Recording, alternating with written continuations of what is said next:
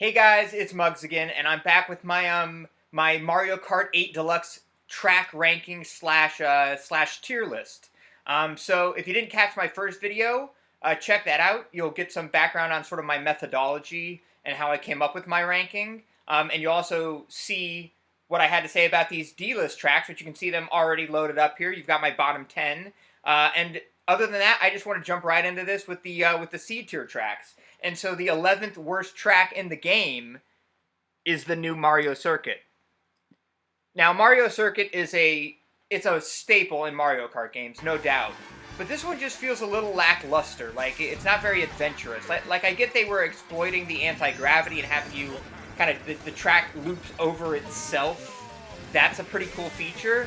And I do appreciate the shortcuts you can take, kind of cutting in the grass, the sort of piped grass section with the second item set, and then right at the end you can do the same thing, so you can shave off a lot of time and make some interesting comebacks.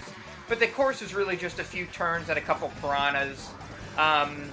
It's kind of a lackluster Mario Circuit, so a really basic track. You can run or bag it, that adds some variety, but just kind of forgettable. The next track we got in the C tier is Wario's Gold Mine. And this is like a track I used to enjoy a bit more, especially back on the Wii. But now it just feels like very average. To me, the setting is okay. Okay, you know, it's Wario's, he's got a gold mine. Wario does everything. That's kind of cool. I like that. He's mining for gold, and it's fun to drive on the tracks. But I guess the layout of the track itself isn't all that exciting. I do appreciate the bat section. That's kind of fun to always try to avoid the bats. And you can cut some corners with the sort of beveled edges that give you the ability to trick off them. But the track itself has no major shortcuts. The shortcut at the end isn't even really worth it. You really want to get the double item box and go the normal way. So it's kind of just an average track that, you know, has some fun driving, but just nothing that really stands out. The music and the art is okay. I do appreciate the quacks and the music, the whang, whang, whang, whang, whang. That's pretty fun. But it's just kind of average to me these days, and so it's in the C tier. Up next, we've got Ice Outpost, which is, you know, it's one of the new tracks, and I think what really brought it down for me was the setting. I guess it's like an oil rig. It's kind of boring, kind of bland, the setting.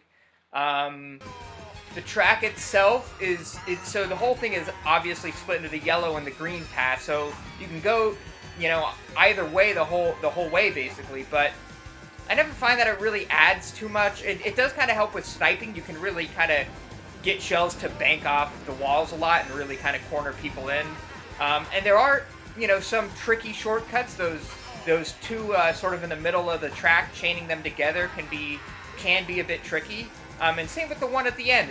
I'm not 100% at it. I mean, certainly when there's people bumping into you and items flying around, it can throw off your concentration and make you mess that up as well. So, you know, it does have some excitement to offer, but it's just kind of a bland setting. It's kind of a basic track, and compared to some of these other themed, really exciting tracks, it just kind of fell down into the C tier. So, you know, it's a track that demands some skill if you want to get really good at it.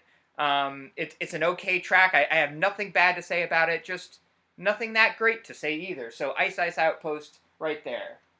Next up, we've got Piranha Plant Slide, which I actually prefer the 3DS version, but we're talking about tracks in context of Mario Kart 8 here. So what does Piranha Plant Slide have to offer? I mean, it's a fast-paced track, no doubt, and I find it challenging when you're driving in the water and it's kind of speeding you up, and that first Piranha Plant, he seems to get me half the time. I mean, it's pretty annoying. It's a challenge. Going down that middle path there right behind the Piranha is always satisfying to pull off. But then, you know, the back half of the track, or I guess the second third of the track, I find kind of bland. You kind of go down that big wide, that big pipe and down that wide turn with the sort of gusts coming at you that can kind of blow you around a little bit. But it's kind of a boring, long, wide turn. Then there's another Piranha, and that second Piranha I don't really find he never really interferes with me. You kind of boost right past him, so he's more just you know, kind of for show. I do appreciate the final turn there where you can use a mushroom and cut through the wooden bush, and you have the Goomba to avoid if you can't go that through that shortcut. So there's a lot of good things about the track. It's fun to think about it. It is a pretty fun track, but what makes it a C-tier track? Well, it's kind of I mean, again, it's a Mario theme. I like how they took it underground this time, and I know it's Mario Kart, but it's just another, like, generic Mario setting, so it didn't really score high in the art and the theme. And for some reason, I find, like I said, that first Piranha plant more annoying than anything. I just feel annoyed by his presence, and I feel like I get pushed off a lot on those sharp turn when there's the gap. You know, it just annoys me for some reason. This track just frustrates me, and I guess maybe that's a little bit of bias coming through, but because of that, it only gets in the C tier. Alright, we've got Super Bell Subway up next. So, this is a track that's actually been growing on me a little bit, if I can find it. There's Toad Harbor. Super Bell Subway, where are you? There it is. Alright, so it's been growing on me a little bit just because if you bag this track and chain like stars and goldens, it's really fun. It's a rush to kind of plow through the train and reduce the whole like subway section to like 3 turns. That's pretty satisfying. But the theme isn't that great. You know, it's a subway. Okay, it hadn't been done in Mario Kart, but it's, you know, it's kind of one of those realistic settings that just doesn't translate as well for me most of the time in Mario Kart games. The trains can be pretty annoying if you get bad timing. And yeah, even though I appreciate bagging the track, if you're not in the mood for bagging, it can be very annoying to have everybody catching up with you, and you've done this really solid run of the track, but then, you know, Blue Shell comes in a shock, and here comes people with stars, and it's just annoying. So, I do appreciate it more in the time trial setting, I think, but overall, it's a C-tier track. It's a solid track, but just compared to the others, once again, it couldn't rise above. I feel like, you know, I should mention here that just because a track is in the C or the D tier doesn't mean it's a bad track in sort of an absolute sense. I mean, this is on the Mario Kart curve, and I love this game. So even tracks that are in the D tier, I would still play a game if it was just those 10 tracks. That's how much I love the core gameplay mechanic. But there's just some really good competition. So Super Bell Subway, that's where it is. Next up, we've got Dry Dry Desert. And as far as bagging or running, this is kind of similar to Super Bell Subway. You can really cut off a lot of time if you bag it and then chain goldens and stars on the interior of the track and just cut through the off-road. Makes it super easy. But again, it makes it super annoying if you're running the track. So, you know, it depends on if you're in a bagging mood. And of course, the track itself is another desert themed, and I think this is the most sort of empty feeling desert track that I can think of in a Mario Kart game. It really just, it does feel like just an open desert, but that kind of makes it boring. It feels dry, which is in the name twice. It's very dry other than the added oasis part in this iteration.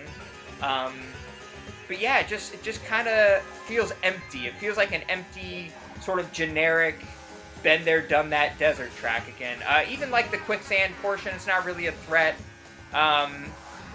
Just another desert track. Nothing to make it stand out. Nothing to like I said on the Mario Kart curve to get it up higher than where it is. So it's my 16th worst track. Cloud Top Cruise. This is a track that I actually used to really like when I first got the game, and was kind of a novice. But here's why I don't like it as much anymore. Here's why it's only a C-tier track. I do love the setting, but the music is kind of generic, like generic triumphant music. But I love a sky top, cloud top, in the sky, up there in the air Mario Kart course. I like the ships, like the Super Mario Bros. 3 kind of ships. I like the Storm Cloud section. But what I don't like is spending all the time... I feel like you spend too much time in the air between the cannon jump and then the long glider section at the end, back onto the beanstalk. And I just hate getting, like, shocked or shelled or something over that gap.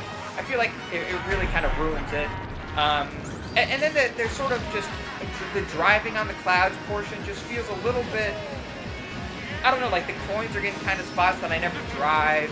And it just feels a little bit awkward. I guess there's some difficulty in it, but you know, it's just spending all that time in the air really brings it down. And aside from sort of the beanstalk and the ships and the storm cloud, it's the other parts of the track where you're kind of just on the clouds that I don't really find as satisfying. So there it is.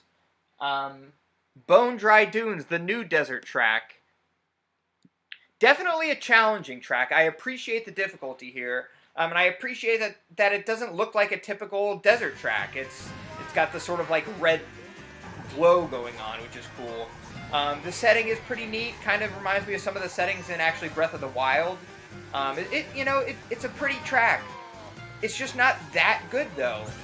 You know, the skeletal piranha plants, they rarely get me on this track. I guess the first one can kind of annoy you, but then the track sort of splits up, and everybody takes the wooden bridge portion. Nobody goes the other way because it's just longer and slower. So everybody goes one way. So it's kind of an example of a split track that's kind of pointless.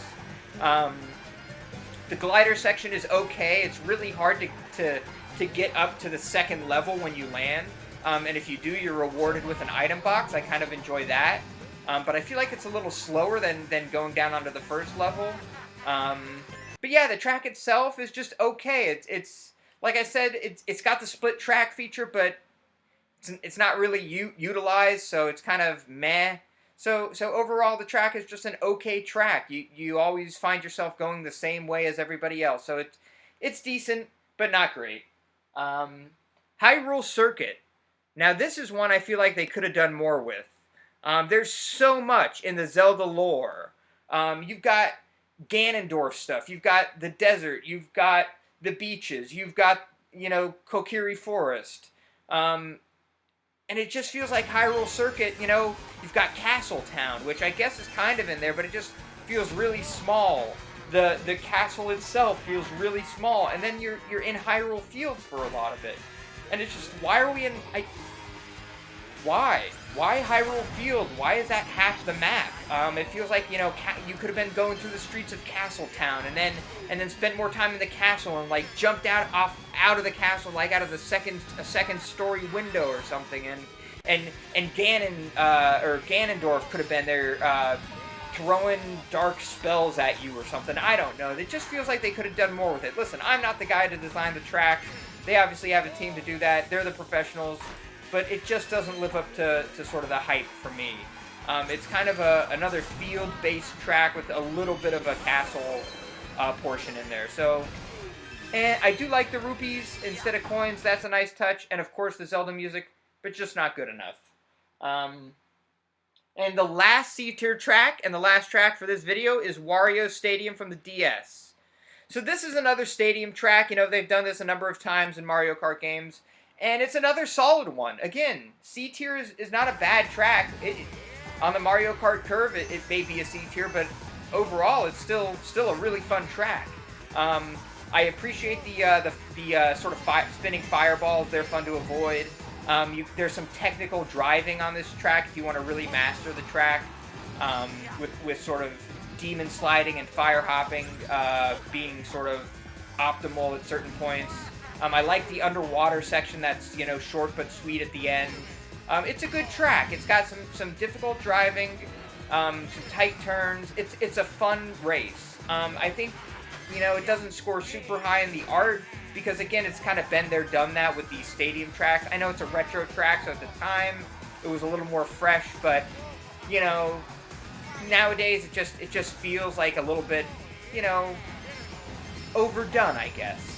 But still an enjoyable track and a great way to end the C tier. We're definitely starting to get into some more high quality tracks as we're moving on. I mean, at this point, if I'm playing any of the tracks, I would say past Piranha Plant Slide, I'm really happy. Subway On, I could take that all day. It's just there are some other tracks that I find go way above and beyond, and that's what we're going to get into next with the B tier. So stick around. You won't want to miss that. Yeah, I'll catch you next time on Muggz Tier List Track Ranking Deluxe.